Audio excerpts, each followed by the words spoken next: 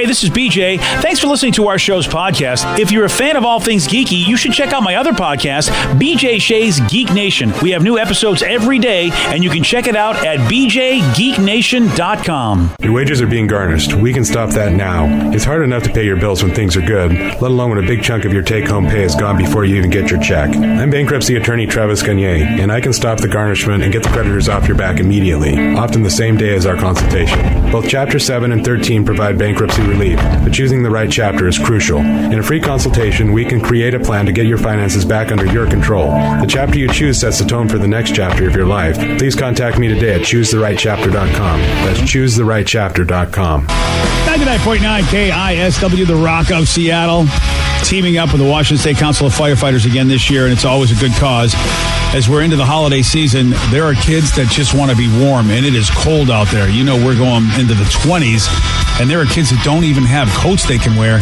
So help us out. We want to put 1,000 new coats on kids that need them this holiday season. All it takes is $34. That's it. $34 puts a brand new American-made coat on a child that needs one. And if you can't do the full $34, any donation helps, or at least you can spread it on your social media. Please help us out. KISW.com, that's where you go to donate. It's really cool to see now. Some people, obviously kick in $5-10, which is awesome. And other people have been kicking in a couple $100 here and there as well. It's one person did. Shout out to Paul. Hey, Paul, he did some stuff. Carrie did over $100. Wow, Carrie. Jennifer did enough to cover 2 coats. Thanks, Jennifer. Ron did over $100. Look at Ronnie. Tina. All right, look at Tina. What is it? Nice. It's pretty awesome to see a bunch of people. Ira created a fundraising team. It's really awesome. We are at currently almost to that 34,000. We'd like to make it to that 34,000, which is the goal of putting coats on some people. But it's pretty awesome. Over nearly 10,000 raised so far. Oh, man. Just keep it going. Keep sharing this. You want more info on how you can donate, how you can share it on your social media? Just go to KISW.com. Let's play Beat Mix. It's time to play the game. Yeah. So everybody scream his name. Beat Mix. Don't be a loser. Whoa. Beat Mix. You're a loser. It is time to beat Mix. It's time to turn down for Thursday. Charge out for what? Oh, yeah, baby. I still wanted tacos. Okay, I was just like, this isn't a replay of freaking the live day where I was like, it's turned down for Thursday because I was already in Thanksgiving mode. Yeah. Oh, he freaked me out there. He just wants tacos. That's all Steve wants. You don't get tacos on Thursday. I would like a breakfast taco. Oh, I would too. Yeah. Oh, now you can get tacos on Thursday. Yeah, we'll make it happen, right? Look at this. Somebody? Anybody? No? All right, fine. Let's get to our contestant today. We've got Dawn in Shoreline. Dawn, are you there? I am. Excellent. What is she playing for today, Steve? She is playing for VIP tickets to check out Miles Kennedy and Company over at the Moore Theater on December 16th. Plus, you have an opportunity of winning an acoustic guitar signed by Miles Kennedy. You might be wondering what's in the VIP package. Yes. What is in that package? Let me tell you.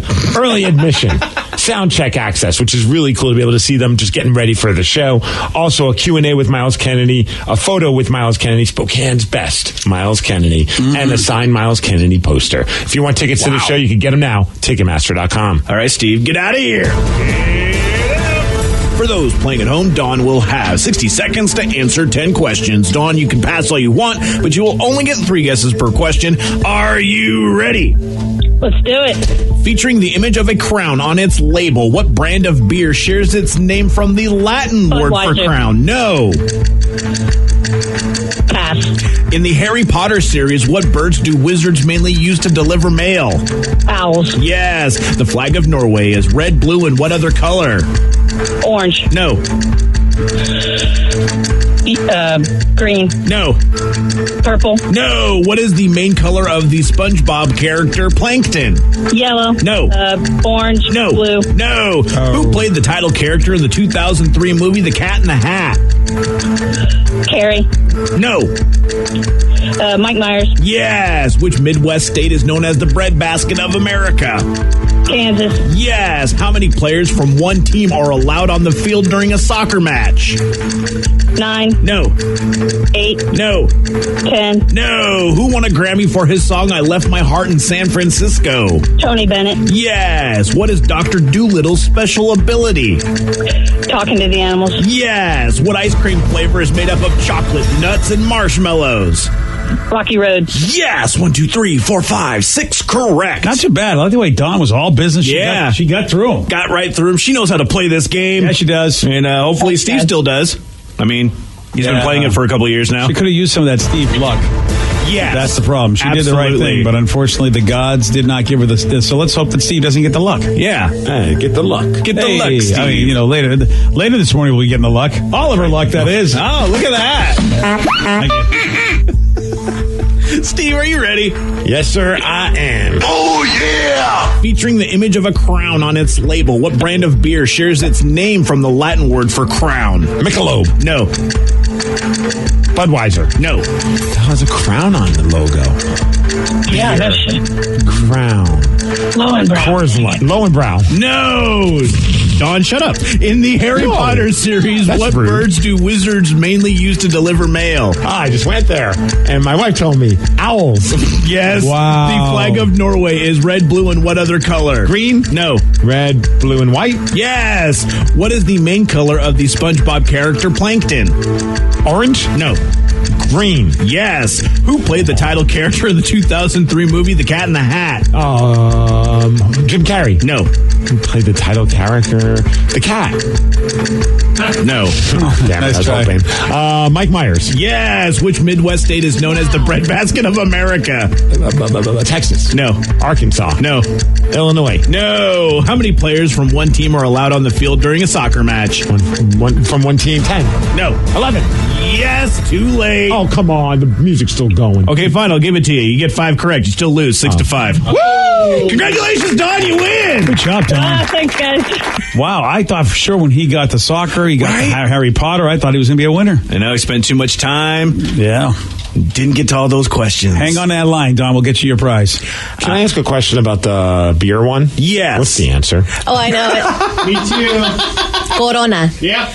They have a crown on it? Yes. Corona. There's a crown on it, and That's what Corona Doesn't means. Budweiser have a crown? yeah, but it doesn't come from it doesn't share its name with the Latin word for crown. Oh, that's a good point. You know, there's 2 parts of that question. And there is a crown on Son a of a Corona? bitch. Yes, there is. I looked. I checked. I never noticed. Look at that. You learned something.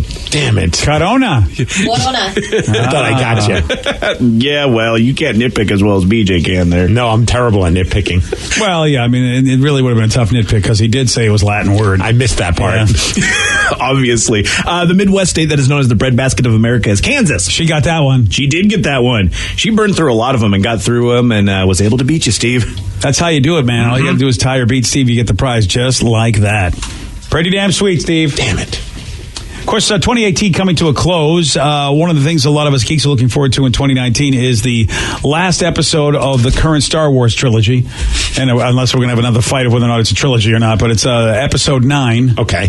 Kevin Smith just shared a story about how he got emotional on his recent visit to the set of Star Wars episode 9. I was just over in England and I visited J.J. Abrams on Star Wars, the new Star Wars movie. And you can't speak, can you? No, oh my Lord, they make you sign so many non-disclosure agreements that if I said anything, somebody pop out a lightsaber, cut my hand off. Man, this movie looks fantastic. It's a year away, but man, It looks fantastic. I wept on set because I saw somebody give a career best performance, somebody I've seen in these movies before. I rolled a tear. It was so darn powerful.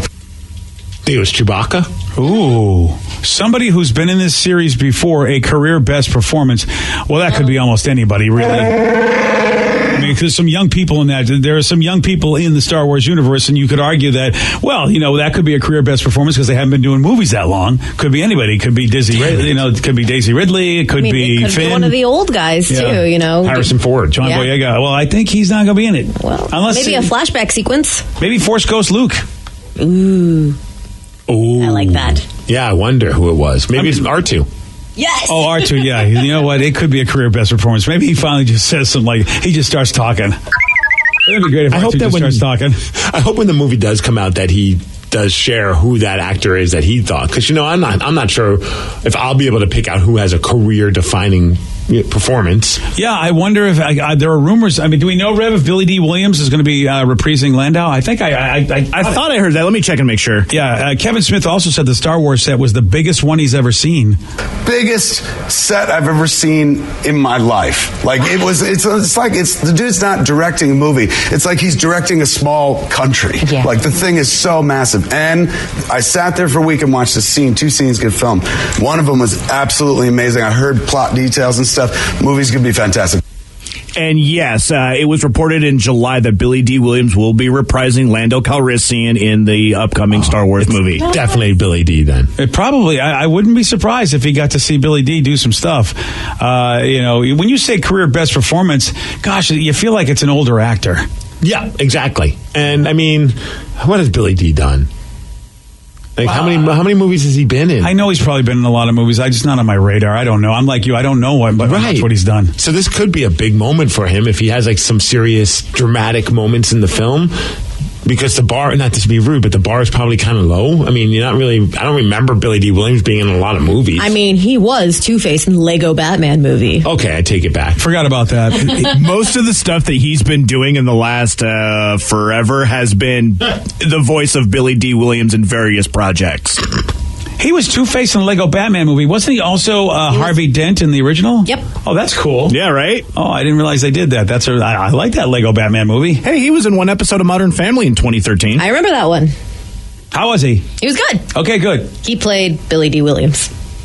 It seems to be all he ever does is play Billy D. So, Williams. I mean, then I bet this is his best performance because he hasn't really done anything. No, all right. Well, But we know who he is. Kevin Smith did a really good job of making me excited without saying a damn thing. Yeah, I thought that was pretty interesting. You said that it brought him to tears. Can you think of the last thing that brought you to tears? That wasn't something like sad news, obviously. Yeah, as a matter of fact, and you guys, it was in this room and you didn't even know what was going on. I was embarrassed. It was yesterday. We brought you to tears? Well, no, you guys. Was it my flossing dance? No, it wasn't your flossing dance. No, it wasn't. It didn't. And it's going to sound lame, but everybody knows I love comic books, and I've been reading the newest run of the Fantastic Four because it had been gone for a few years. Okay, and so they just brought it back, and I'm reading it on my Comixology app, and I had my back to you guys, and I kept blowing my nose, hoping you guys would think it was allergies, but I'm reading the latest issue written by Dan Slott, the FF 3 and 4, and dude, I couldn't believe it. I was like, I'm so happy they're back, and this is such a pretty story, and I'm like, what is wrong with me? And everyone's in the studio, they're going to laugh at me, but you guys didn't catch it. You're crying over a comic book? Yes! That's kind of amazing. Dude, I mean, Fantastic Four is something that was the first book I ever read. It was my first comic back in the 70s. That's how long ago it was, and then when it got canceled, I was so disappointed at Marvel. I would contend that crying when you're not supposed to be in public and an accidental stiffy are almost on the same level. You got to do whatever it takes to not show them. Yeah. Whoa. I agree with you, Steve. Right? I was hoping you guys didn't notice because I didn't notice. I was reading it between the breaks, getting ready for today's BJ Shea's Geek Nation podcast, and I'm like, oh my god, this thing is making me so emotional. This bloody issue. And I've seen you cry a couple times. You're actually a quiet crier, Yes, so you I can am. hide it. Yes, I can. Yeah. I saw him cry at How to Train a Dragon. That's why I don't go to movies with Vicky anymore. Yep. She always takes me to those stupid Disney movies. You know they're gonna, the DreamWorks. Then you know they're gonna make you cry. Oh my god, they all make me cry. I need to see the new Wreck-It Ralph movie, but I haven't had time. I've been Are babysitting. you kidding me? I thought for sure you'd be the baby with you. He's a newborn. People are going to hate me. And go during the day. Man. But every time I watch the first one, I always cry. And I watch that movie often. How about you, Steve? What makes you cry? When I realized that Space Mountain's wait time was under 30 minutes. Good for you, buddy. I was bawling. That and then when my wife sacrificed her enjoyment and let me sit in the front seat.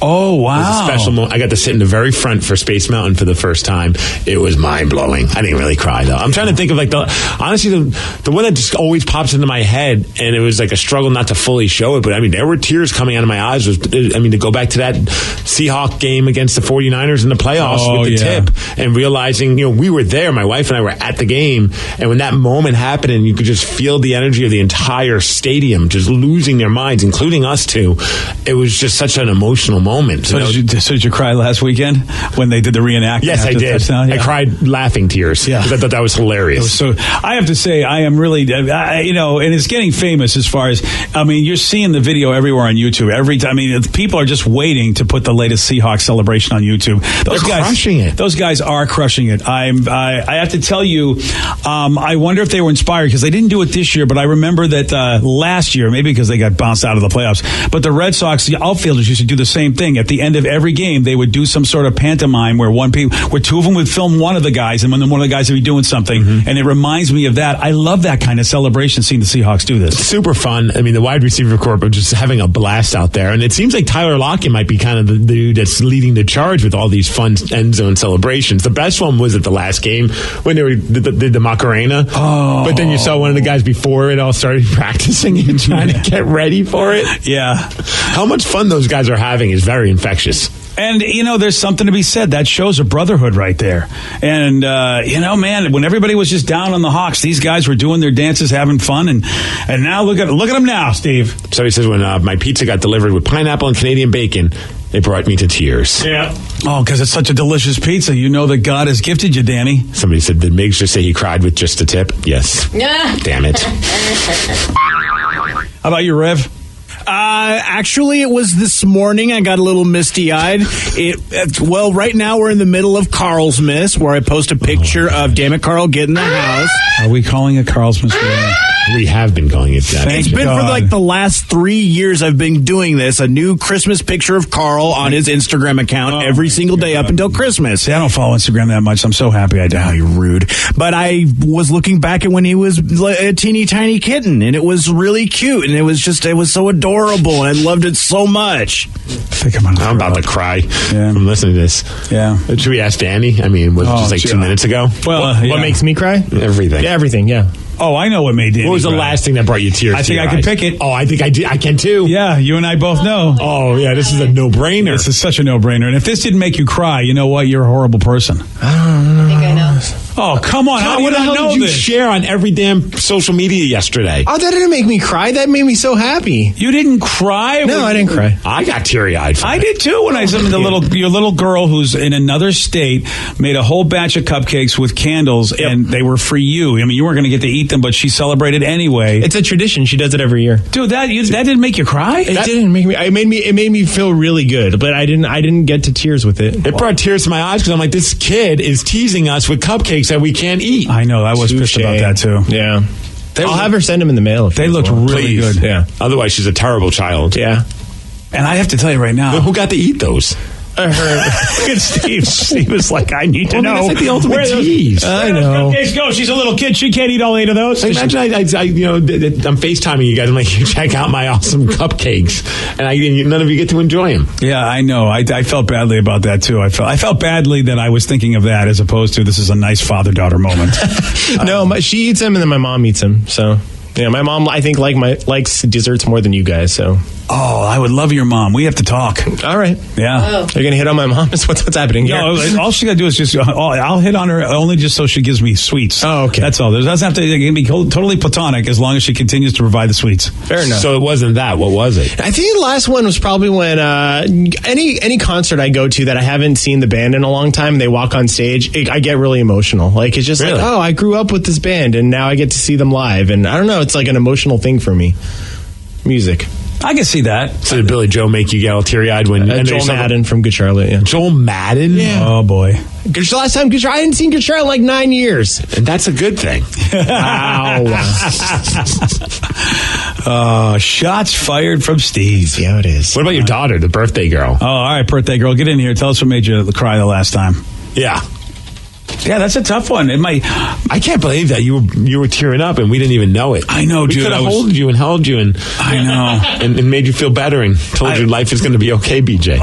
But they were like happy tears. It was like, oh man, they're back, and this writer's got it. Really is writing the Fantastic Four very well. But Dan Slott is. I know a lot of people they think what they want, but I think Dan Slott is a great writer for Marvel Comics. Texter brings up a good point. Danny's real careful not to cry because of his mascara, which is very rude. He's wrong. It's his eyeliner. Eyeliner, yes. Yeah, that's what it is. It's expensive, guys. I got your back. Don't worry. Thank you. Mine would be last night. I'm a crier. I cry at everything. We were watching an episode of Doctor Who. Oh, wow. I didn't know you were crying last night. Yeah. Oh, I even said so there's like this plot when this mom dies, and then the guy is the son is this old person's grandfather or whatever, but is mad about it and never calls him grandfather throughout the seasons. Oh, right. And he called him grandfather last night, and I thought it was like the sweetest thing ever, and I was like, I knew it was eventually going to come, but I even said, oh my God, it happened. It really is. Her eyes are getting watery. It was just a sweet, so heart touching. And Sarah, no wonder you just said, oh, you knew that was going to happen, then you turned away from me. It was like the second to last episode of this new season, and it was like this kid whose mom remarried a guy, and the guy was like, I want you to call me granddad. He goes, I want nothing to do with you, old man. She married you, but you're not my real granddad. But then the grandmother, spoiler alert, dies, and so the two of them have to sort of be buddy now because that's all they have left, and finally he calls him granddad. The young kid calls him granddad. Yeah. The one that got me, I remember, is still that movie Miracle. I'm obviously a hockey fan, and I just love that movie because it's about the U.S. Olympic hockey team from the 80s. It's that moment when their goalie, Jim Craig, he looks out and sees his dad, and the dad gives him a look. He's got the American flag draped on him, and I'm just like, oh, stop it. And I remember the first time I watched it with my wife, and I'm like trying not to because she'll give me the worst time about it. And, she just thrives on those moments to make fun of me. And I'm like, a little sniffle, and she looks over, and she's like, you crying? I'm like, no, everything's dead. I'm not, I swear. Everything's fine. I don't know what's happening, but I'm not crying.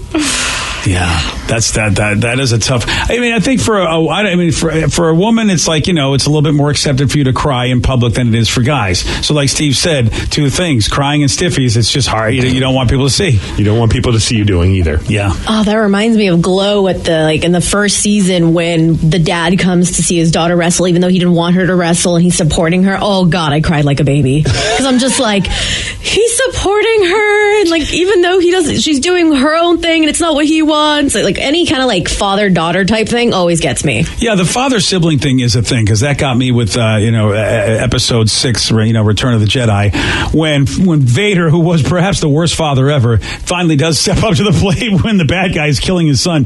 All right, maybe I should step in and keep him from killing you. And I'm like, well, you know what, Dad? Thanks. You finally stepped up after all these years of abandoning me and letting me almost die.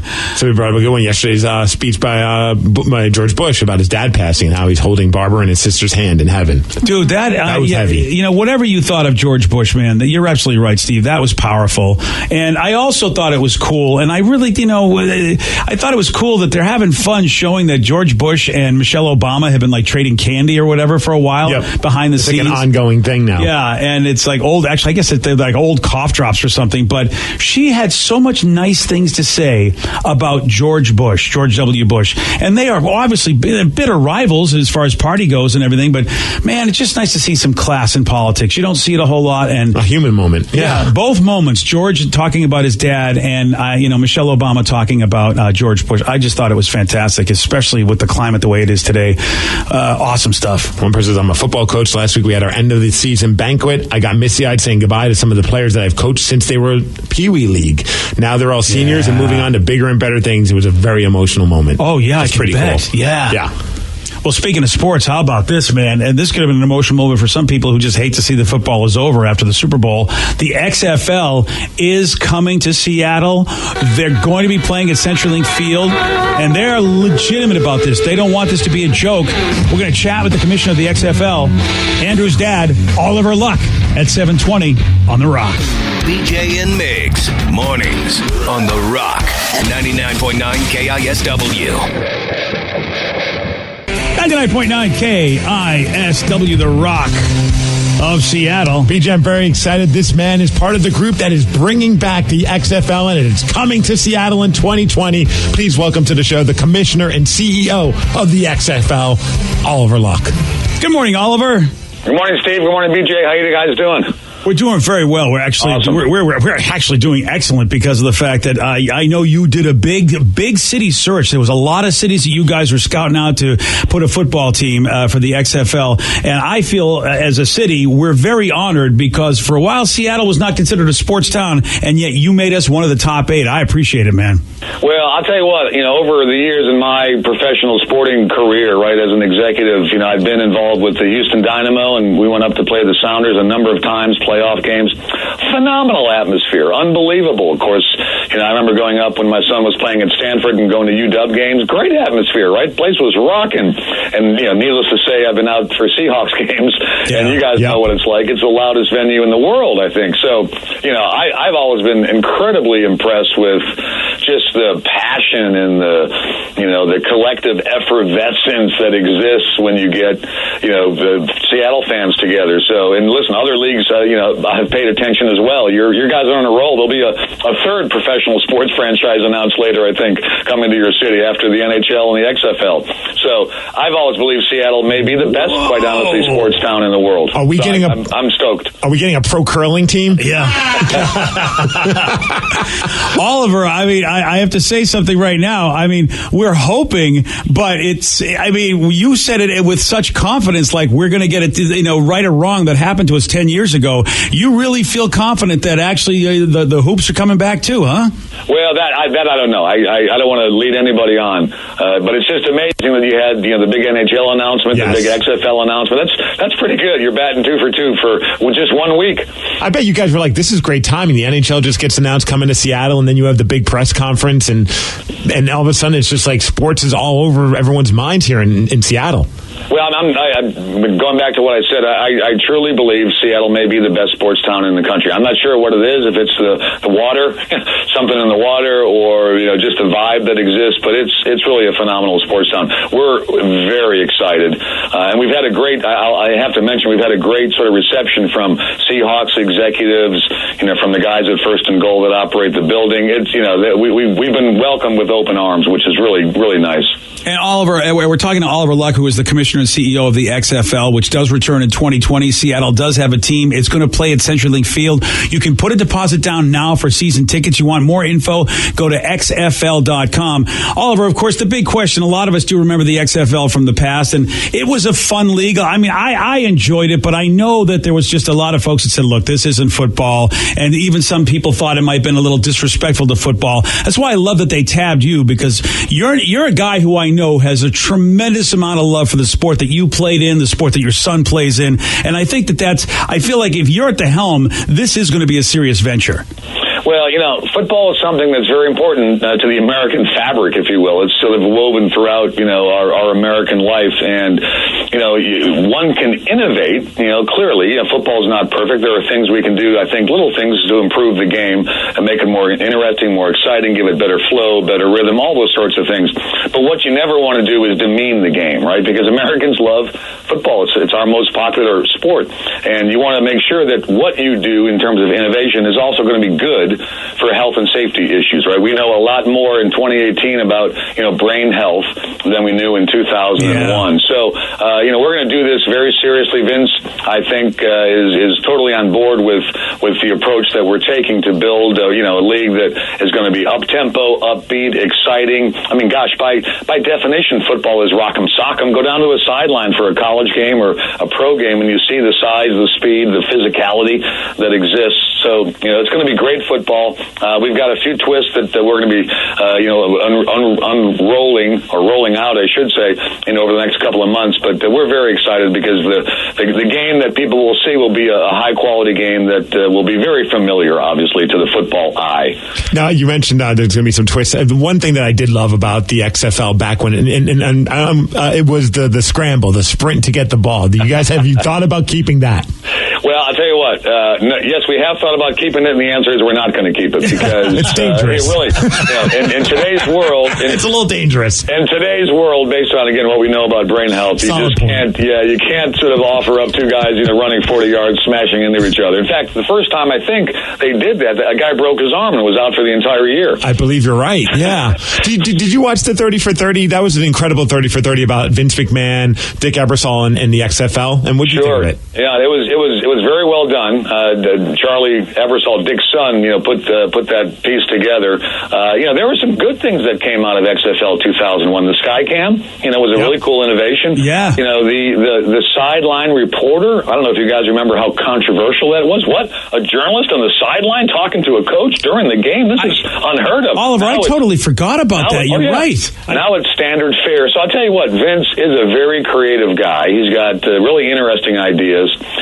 he's sharing those with us as we try to, make sure we're sort of doing the right thing. But we will be innovative in a number of spaces. Listen, we're a startup, right? It's easier for us to innovate than it is for, an established organization, hugely successful like the, National Football League, or even, the Pac-12, right? Very established, very well respected. We can innovate much more easily. And I like the fact that you are going to be playing on a field. And as a matter of fact, the same field that the Seahawks are playing on. That is your goal, is that wherever you go, you'd like to play in the stadiums of the NFL team. Well, we've got a number of NFL buildings. We'll be in Raymond James in, Tampa. We'll be in the former Rams building in St. Louis, right? We'll be up at MetLife in New York. We also have a college stadium, University of Houston Stadium, 2-3 years old, beautiful building, 40,000. And we've got a baseball park. We'll be at Globe Life Park in, Hello. Can you still hear us, Oliver?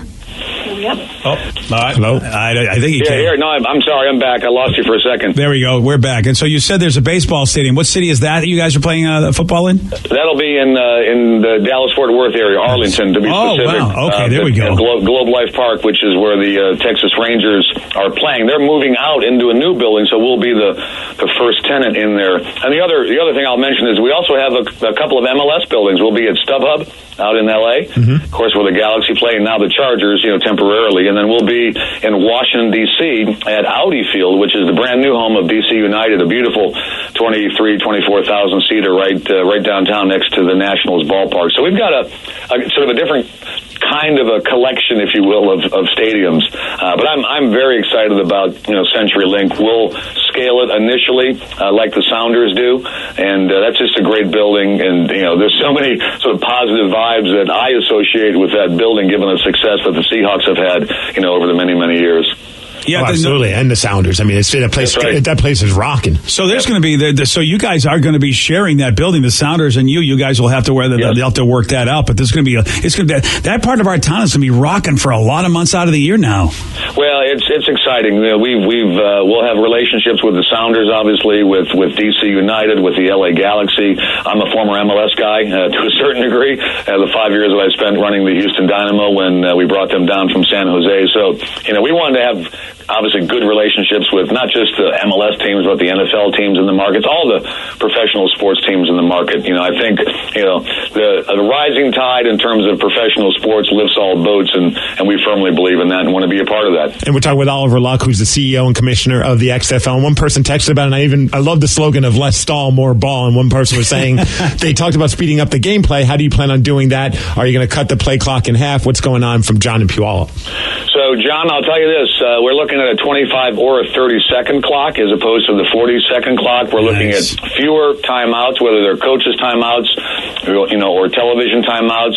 We're looking at for example, if the quarter break is a 2-minute exercise, if you will, we're going to do it in 30 seconds. We want to really speed up the game and get rid of some dead time that exists. I watch games every Sunday live, right, following my son's team around, and I'm very sort of sensitive to how much sort of dead time, right, the non-productive time there is in the football game, and we want to get that all done in 3 hours.